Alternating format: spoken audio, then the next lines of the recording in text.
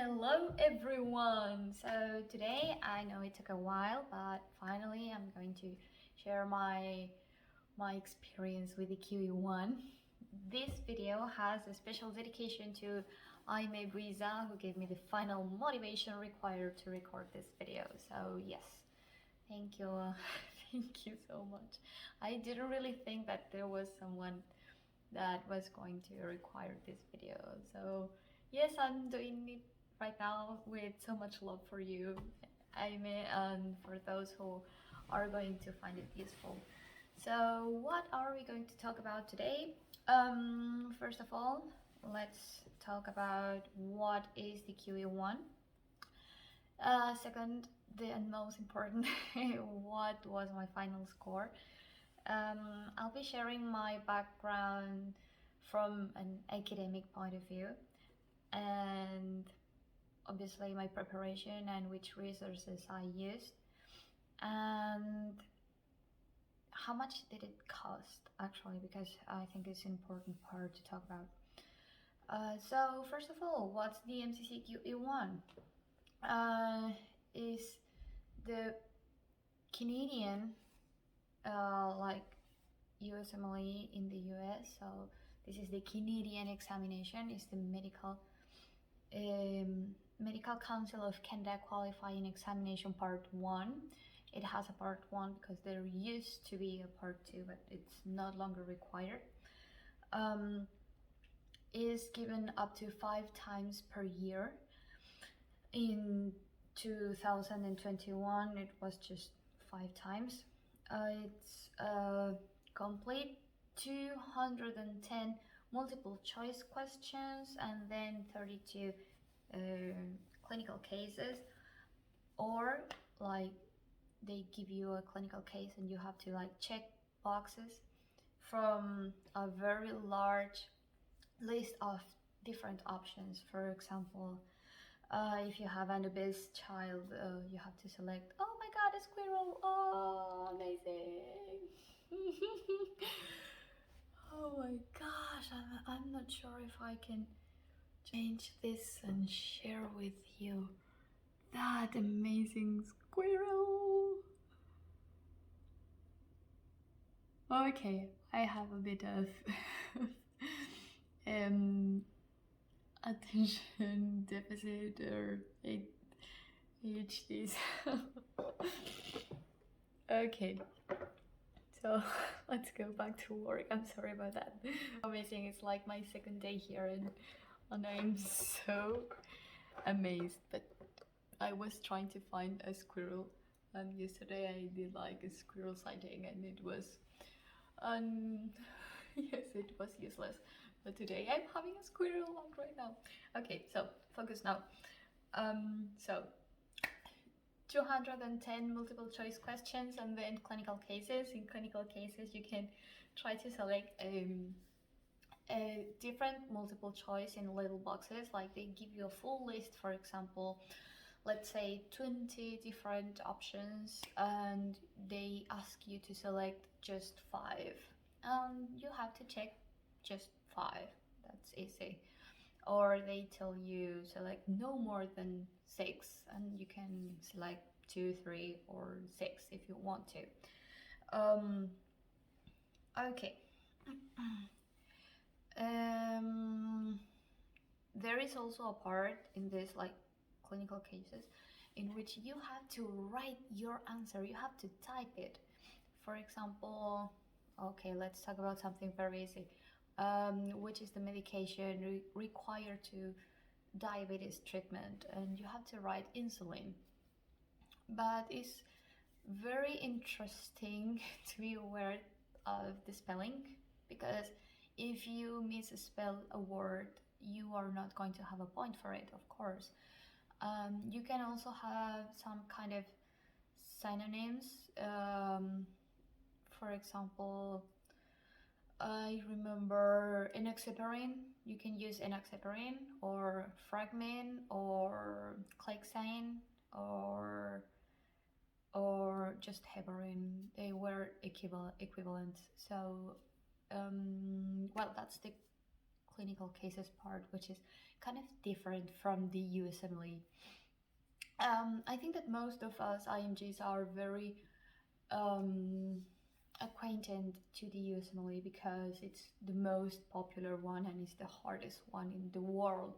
So, well, there are a lot of information regarding that evaluation, but for the Mcc Qe1 there is not so much information. So, well, I hope that you find this video interesting. Oh, I love squirrels. Okay. Another important detail is about language. I have been receiving lots of questions, but you can choose in which language you want to take the evaluation. So you can choose all in French or all in English. You are not going to have any French questions if you selected the English option, so don't worry about it. Okay, my experience during the exam. Oh no, first of all, my score, my final score was 269 points. So it's not amazing, it's not such an amazing score, but I think it's good enough, and I am very happy with my results. So yay. Okay, let's talk about my academical background. I studied in a Chilean university. I was not the first person of the class. I was the fifth person of the class. It's not the best university of my country, because most of IMGs that share their stories are like from the best universities from their country. But no, I am not. I'm actually a very average person. I'm a very hard working person, and I think that's one of the most important things for me, because I have like ADHD, and I know that there are lots of people that say that they have ADHD, but seriously, I have it, and I have a diagnosis by a neurologist, and my dad has it, and my family has it, and I really have to take medication, but I hate it. So I try to do like a strategy for doing kind of a compensation to it. So it was very, very hard for me to prepare for these evaluations, the QE1 and also the USMLE Step 2CK. So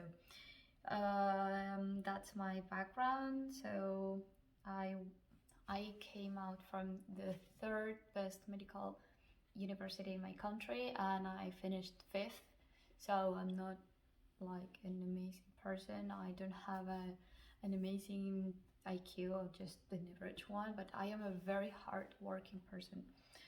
Um, okay, about my preparation and my strategy. So I took about 3 months thinking about taking the examination. I did some random questions, but really I didn't have like a dedicated study time for this. Those were 3 months. After that, I realized that if I wanted to achieve something and do it right, I needed to have like a special dedicated time. So I resigned to my job at that moment, and I started just studying. Well, it was not 100% of the time dedicated, because I really had to work. I try not to depend on my parents and being an independent person, so I have bills to pay and my student loan as well. So yes, I had to work 12 hours per week, and I had one day for free, like I did nothing of studies, and I tried to study 5 days per week. I usually study um, I studied 4 hours per day at minimum, and at the end of my training, I will call it like training because that was my intention. The end of the training session, I finished it with 8 hours of study and concentration. At first, it was extremely hard for me to concentrate, just being sitting there for hours and hours just focusing on something. But well, it is just practice makes perfect. So I started just 10 minutes a day and then go in longer periods of times. I used Pomodoro technique mostly. I find it very, very useful and helps me to be concentrate in something.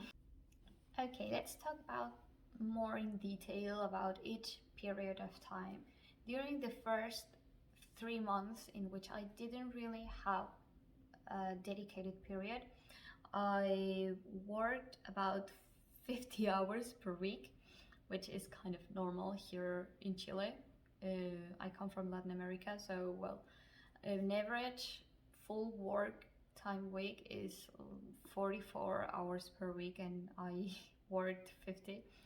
I was doing a diploma in critical care. I worked in COVID because COVID, and I did about 25 questions per week.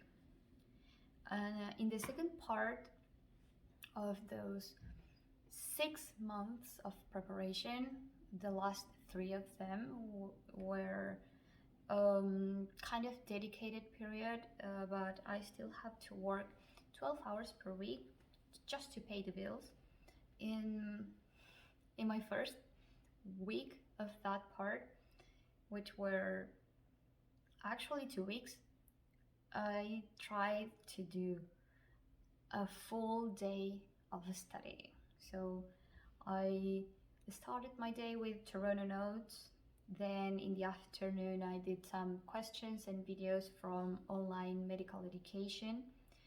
And then in the evening, I tried to do some questions. And obviously, it didn't work. I burned out, so it's not recommended. I know that at the beginning, we are having so much energy and we are eager to do as much as we can, but no, that's not healthy, that's not realistic, and that's not sustainable. So I seriously don't recommend it. Take it slowly, because after those 2 weeks I had to have a time for repair all the damage that I did the first week. So my final weekly plan was to do 1 day of work, 5 days of study, and 1 day for free. And my daily schedule was, I woke up between 6 and 7 a.m. I did some high intensity interval training for just 10 minutes, took my breakfast. Sometimes I did mindfulness for 10 minutes because I tend to be more anxious than the average of the population. So mindfulness really helps me to have like a mindset of relaxation and helps me also with the concentration thing. Then I did 8 hours of study, which were 4 hours with Pomodoro technique. I finished it doing 50 per 10 minutes, 50 minutes of work and 10 minutes of break. It didn't start it that way. I started doing 10 minutes per 5 of like break. Then I went up to 25 per 5, and then I finally managed to get to the 50 per 10, and I did those 4 times, and then I had 1 or 2 hours break, which was the situation in the real exam, in which you will have an hour of break, and you can have that time in a way that you want to do it. If you want to take 10 minutes before, it's okay. Then, something very important for me is nutrition. I ate no sugar during that time. I did exercise. I was trained to eat as much as possible without getting sleepy after eating, because you have to eat like in a very small chunks of food, because otherwise after when you are taking the test you will fall asleep, and that's not what you want. I played volleyball as well, so once or twice, the squirrel again, okay, once or twice per week.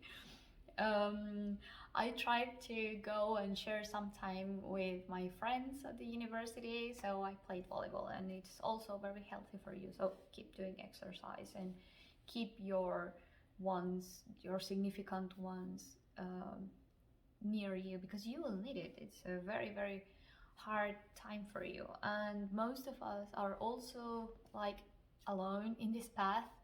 For me, it was kind of sad because nobody else was doing this, and I felt sometimes like alone. But I got into a WhatsApp group of IMGs in which I shared all my anxiety and my preoccupation. Like, I was very nervous about this test, and they gave me like the feedback that I needed, and my anxiety went down. And well, they are amazing. So if you have a network for you, like an emotional network, that's very, very important too.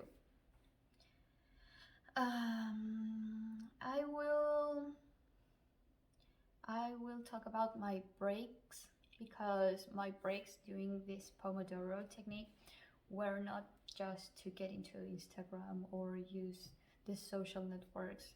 I tried to not use my cell phone at all, anything with internet connection. I did three important things during my break, which are called brain breaks. I did exercise, I did 10 burpees or push ups or squats. I drank water. Usually, I drank 200 cc of water each break. I know I'm kind of, I have like obsessive traits, I know, but it was necessary for me to be able to measure it, because I knew how much I could stay focused without needing to go to the bathroom. So it was 200 cc for me was perfect. I did also coordination exercises, like this one, which was very hard for me at the beginning, but really helps me to have my brain thinking about other things. And also relaxation techniques. So I did some breathing exercises. Okay, let's talk about now about the resources. I started with online medical education, which is a resource for preparation for the USMLE. Um, it's very, very good if you have time. If you're at med school, you can use this because it's very useful for having having a good background of what medicine is about. I also used Toronto Notes, which is like the Bible for Canadians, but I'm sorry, I didn't find it very useful for the preparation, because you are preparing to take an examination that is not asking you to vomit information, is asking you to be able to recognize certain tips of the vignette and answer the correct answer. It's not asking you to vomit information, and I used it mostly as a consult book, for example, for vaccines and vaccination schedule, and I don't remember anything particularly. But well, vaccines is very different. No, it's not very different, but is different from the US. So yes, I used to study vaccines from there. But I didn't really read it or learn it or memorize it. I didn't need to do that. And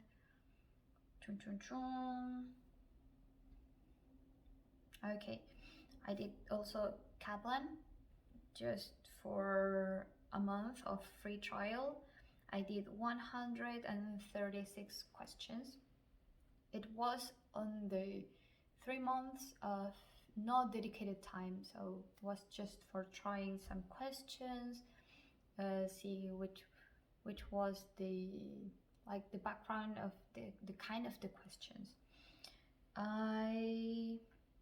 Regarding online medical education, the positive things is that it's a great starting plan, and if you don't know about medicine, because it's very useful, it's not so specific, and it gives you the tips required to answer a question properly, so it's very, very useful.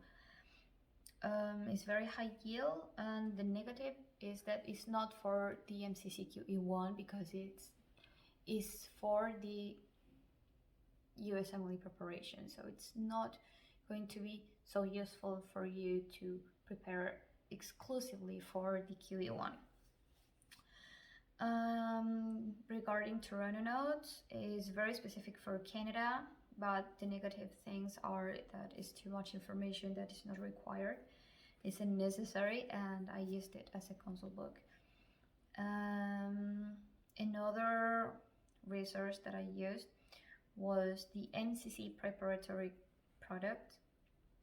The positive thing is that is the test is done by the people that is actually doing the real test, so it's a must.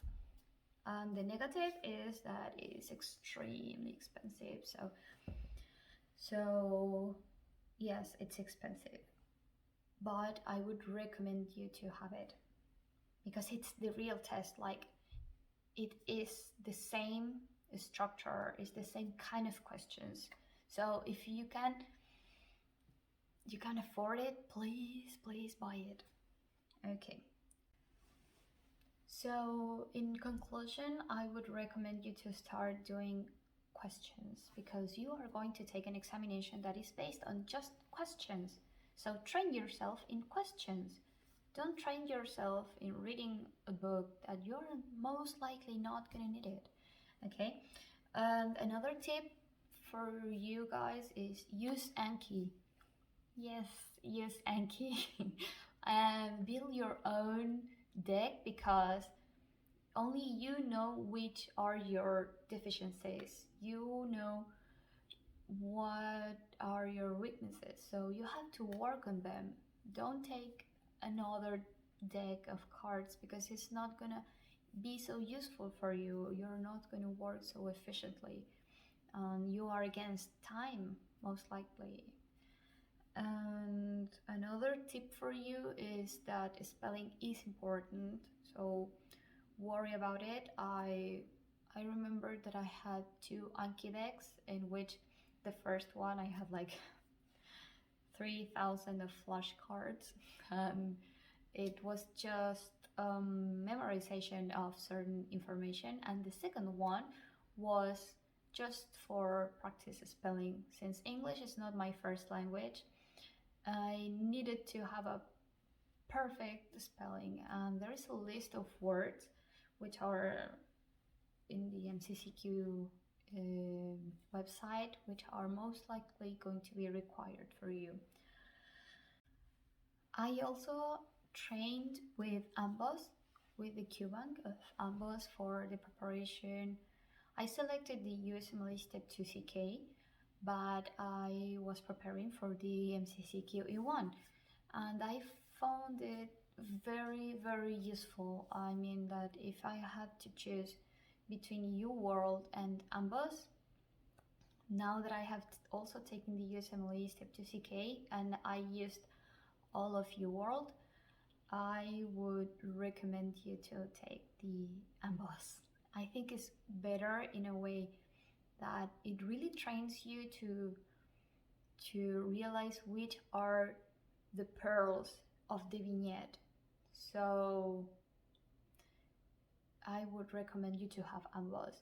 UWorld is amazing because it's like the gold standard, but I think that in the following years, AMBOS is coming very strong. So I would recommend you to have AMBOS if you have to choose. If you don't have to choose, take both of them. But if you have to choose, I would recommend you to have AMBOS better. The quality of the question is amazing. I think it's better than an average question in your world. You will have this highlight choice in which they are telling you which part of the vignette is the key for getting the correct answer. And at the bottom line, you will have the attending tip in which they will tell you like the background and which really the question is about. So yes, definitely, if you have to choose, I will take AMBOS. So my most useful resources were AMBOS. I did like 80 questions per week. I took also Anki, and at the end of my preparation, I did every Ncc preparatory product that I could afford. So those three are my most important recommendations for you. And I forgot to say that AMBOS allows you to have like a direct copy paste to Anki. So that's an extremely time-saving tool that I found it very useful. And regarding AMBOS, 3 months before my evaluation, I did 25 questions per day. It's not so much. In April, 2 months before, I did 80 questions per day, 4 times per week, and I finished doing 2,888 questions from AMBOS. And I also did every preparatory product available in the Mcc Qe1 portal, and I did 136 questions from the 1 month free trial of Kaplan. Okay, and going a bit deeper with my preparatory examinations, I'm gonna share with you my scores during this time. So the first thing I took like 6 months before I took my actual examination was an MBME exam for the US only Step 2 CK, and I got 208 points. So that means that I failed it for just 1 point. And 3 months before, I took one of the preparatory Mcc Qe1 products, which was a 100 question of multiple choice question, and I got a 70%. And 2 weeks after, I did a clinical decision making, and I got a 50% of correct answers. Then 1.5 months before my examination, I did another CDM, and I had 70%. 1 month before, here is an important moment of my preparation, because 1 month before your actual exam, your actual date, is the deadline that you have for doing any kind of change of date. You have until 1 month before for changing your actual date. If you want to postpone it, you can do it until 1 month before. So I was gonna decide if whether taking it or not, depending on the result of the actual exam simulation, because the Mcc Qe1, the Ncc products have like a complete exam which costs about 500 Canadian dollars. a PE Light exam, which is half of an exam. So I decided to take the complete exam 1 month before my date, and depending on that result, I was going to keep the date or postpone it for 1 month after or something like that. And my line was 70%, and 1 month before my examination, it means at my deadline I had a 73%. So I keep the date and and took the exam. 2 weeks before, I had a 73% in another multiple choice question, and 1 week before, I did the PE Light, which is half of the exam, and I had just a 70%. So, well, that was it. I finished it with an official score of 269 points, which, well, I already told you is not an amazing score, but it was enough for me due to my background, and, well, it's above the media, so I forgot to tell you about my experience during the exam. So, the day of the exam, you have to prepare the room in which you want to take the examination, and you have to move away everything that is unnecessary. For example, the things that you will need is just a desk, your laptop. I would strongly suggest that you have like an Ethernet connection, which is a cable to connect to internet. Is like an old kind of internet connection. It's not Wi-Fi, but it's far more reliable than Wi-Fi.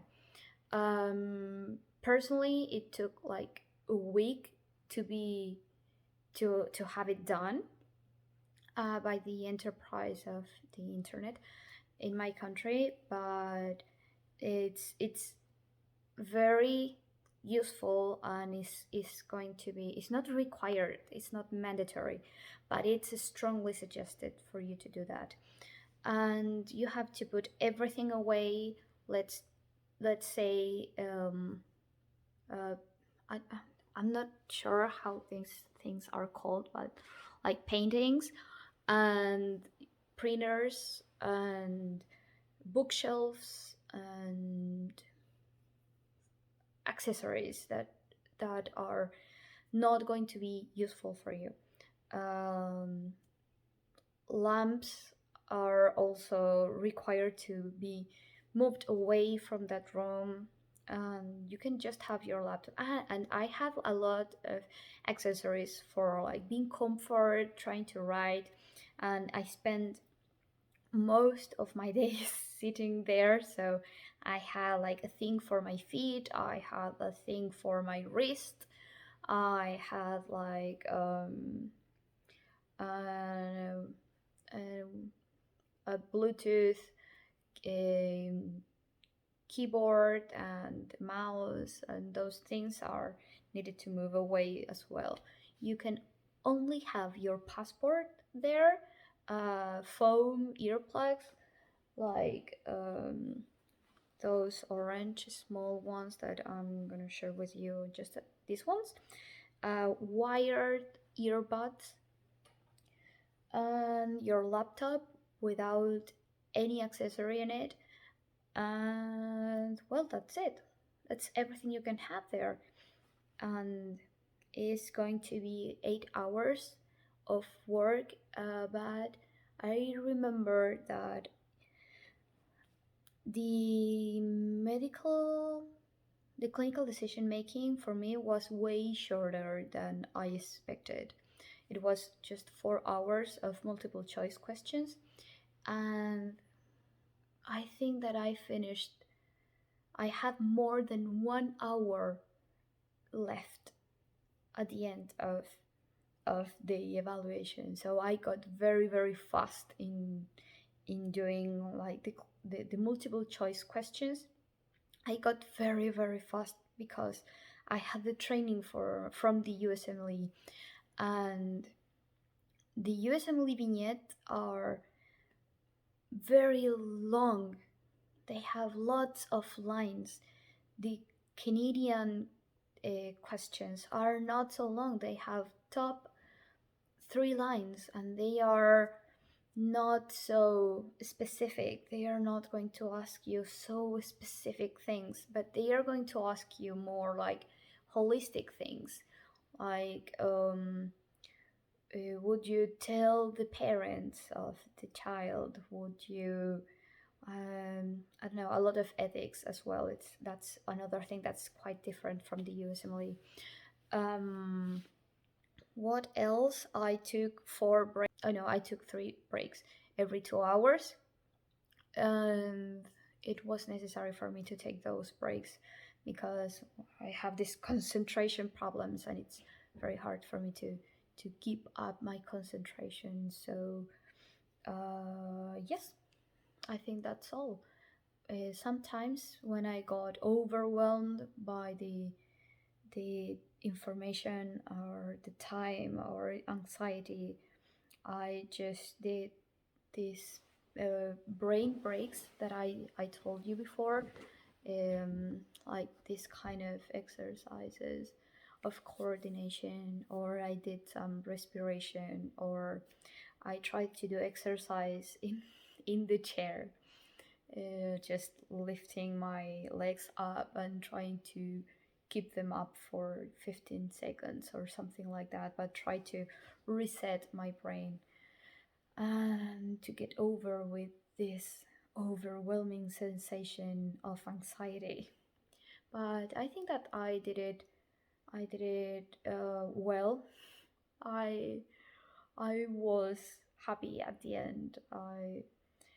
I think that I got over my personal difficulties, which are concentration once again, and it was extremely hard, but I think it was worth it. So everything is trainable. You need to practice a lot, and well, every one of us are in this long road, and we are here to support each other.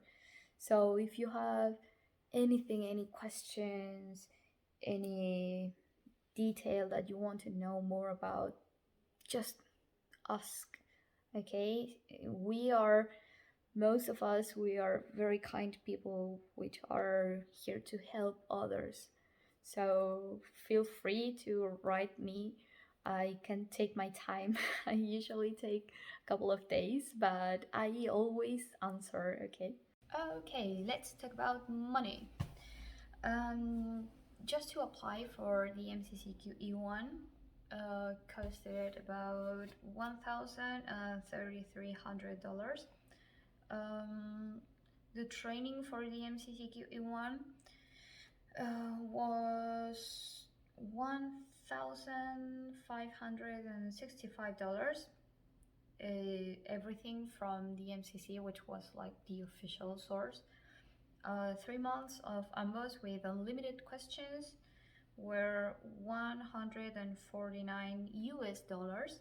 The previous were in Canadian dollars. And online medical education for 12 months were 340 US dollars. So I will leave some important links for you below here, and you can find it there. I think that's all. If you have like a question or something for me, please tell me. I will be delighted. So I hope, guys, that you find this video useful.